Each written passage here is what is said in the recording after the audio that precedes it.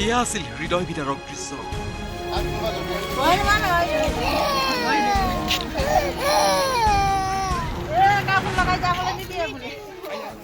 বিশ্বনাথত মঙলবাৰে মুখ্যমন্ত্ৰী সৰ্বানন্দ সোণোৱালৰ আৰক্ষী বাহিনীয়ে এইদৰে খুলিছিল এই কমনীটোৰ। এই ঘটনাৰ সবিশেষ নিউজ 18ত সবিস্তাৰে সম্প্ৰচাৰ হোৱাৰ পিছত ৰাজ্যজুৰি সূচনা হয় তীব্ৰ প্ৰতিক্ৰিয়া। সেইটো আটাইতকৈ এটা অমানৱীয় কাণ্ড হৈছে। এই ভেঙুচালিবোৰ আমাৰ দেখি দেখি আমনি লাগিছে। মুখ্যমন্ত্ৰী নিৰাপত্তাৰ নামত যদি এটি দেৱক শিশুক তেনেধৰণে কাপোৰ উলংঘ কৰা হয়। মুখ্যমন্ত্ৰী সৰ্বানন্দ সোণোৱাল ডাঙৰীয়া, আপোনাৰ ক'লা কাপোৰ কোনে খুলিব এই কথাটো আপুনি থিৰাং কৰক। জৰুৰীকালীন অৱস্থাৰ সময়ত এনেধৰণৰ কিছু ঘটনা হৈছিল, কিন্তু এইটো অঘোষিত এটা জৰুৰীকালীন অৱস্থা। কিন্তু এই ঘটনাক গাপ দিবলৈ উঠি পৰি লাগে বিজেপিৰ একাংশ লোক আৰু বিশ্বনাথৰ নৱনিযুক্ত আৰক্ষী অধীক্ষক বিতৰ্কিত এইজন ৰাকেশ ৰৌছম। ইয়াৰ পিছত বুধবাৰে অসম বিধানসভাৰ বাহিৰত এইজন বিজেপিৰ সভাপতি ৰঞ্জিত কুমাৰ দাসৰ অদ্ভুত যুক্তি। হ'ব পাৰে ৰাজ্যতে 15,000 মানুহ হৈছে, দুজন কিয়? তাত 1500 শিশুৰো তেনেকুৱা হ'ব পাৰে। এজন কিয় 1500 শিশুৰ লগত এনে হ'ব পাৰে?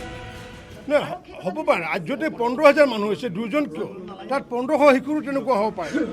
কলা পতাকা বা কলা কাপোৰৰ আতংকৰ পৰা মুখ্যমন্ত্ৰীক ৰক্ষা কৰিবলৈ বিশ্বনাথ আৰক্ষীয়ে সংঘটিত কৰা এই বৰ্বৰ ঘটনাৰ পিছত প্ৰাক্তন মুখ্যমন্ত্ৰী তৰুণ গগৈয়ে প্ৰকাশ কৰে তীব্ৰ প্ৰতিক্ৰিয়া।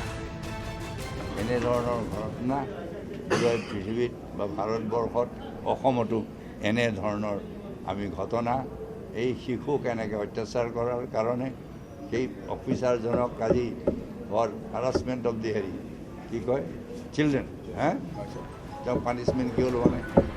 মুখ্যমন্ত্ৰী সৰ্বানন্দ সোণোৱালৰ আৰক্ষী বাহিনীৰ এই বৰ্বৰতাক লৈ সৰ্বত্ৰে ধিক্কাৰ গৰিহণাৰ জোৱাৰ উঠাৰ মাজতে আলফাৰ মুখ্য সেনাধ্যক্ষ এইজন পৰেশ বৰুৱাইও টেলিফোন যোগে প্ৰকাশ কৰে প্ৰতিক্ৰিয়া। কালি যিধৰণে শিশুটো কিমান এটা জঘন্যতম এইটো অপৰাধ। এই ঠাণ্ডাত এই শিশুটোৰ কলা কাপোৰৰ বা কলা পতাকাৰ ভয়ত কলা কাপোৰৰ ভয়ত এই কণমানি শিশু ধৰণে মানৱ অধিকাৰ উলংঘন কৰাৰ কামত জড়িত কৰাইছে। ইয়াৰ কি হ'ব পাৰে? সেইকাৰণে কৈছিল we feel no qualm to kill Sourav Bora, he has no suicide। সেইটো কৰিবই, তাৰ কোনো ধৰণৰ তাৰ বিবেকে অস্তিত্ববোৰ তাৰ বিবেকে নকৰে বেয়া কাম নকৰে। ধৰ্মীয় হ'ল ধৰ্ম আগৰ হ'ল তাৰ জাতি পাগল হ'ল। জাতি আৰু ধৰ্মই যেতিয়া আৰু ধৰ্ম যেতিয়া একত্ৰিত হয় তেতিয়া কিছু মানুহে হিতাই জ্ঞান পাহৰি যায়।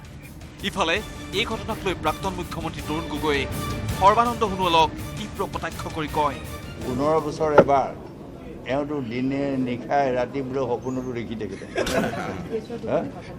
এতিয়া সপোনতো কেঁচুৱাটো তেওঁ এতিয়া সপোনতো কোলা দেখি আছে, চাৰিওফালে ব্লেক ব্লেক ব্লেক ব্লেক। এয়া তৰুণ গগৈৰ টিপ্পনী। ইয়াৰ বিপৰীতে অসম বিধানসভাৰ বাহিৰত সাংবাদিকৰ সন্মুখত স্পষ্টীকৰণ দিবলৈ আহি বিপাঙত পৰা বিজেপিৰ সভাপতি ৰঞ্জিত কুমাৰ দাসে ক'লে, নাই এইটো গোকাত মিছা কথা, এইটো গোকাত মিছা কথা। কাৰণ যদি তেনেকুৱাকৈ 10,000 টকা যদি দিছে সেই ব্যক্তিজনৰ বিপক্ষে তেওঁলোকে এজাহাৰ ৰুজু কৰক। যদি কোনোবাই যদি ভাগ্য বদলকে 10,000 টকা দিছে সেই ব্যক্তিজনৰ বিপক্ষে এজাহাৰ ৰুজু কৰক, আমি তেওঁলোকৰ লগত থাকিম। কিমান গাপ দিব সঁচা ঘটনাক, কিমান স্পষ্টীকৰণ দিব আবুল তাবুল কথাৰে, শেষত সঁচাটোতো প্ৰতিপন্ন হ'বই। Bureau report, news 18 Assam north east.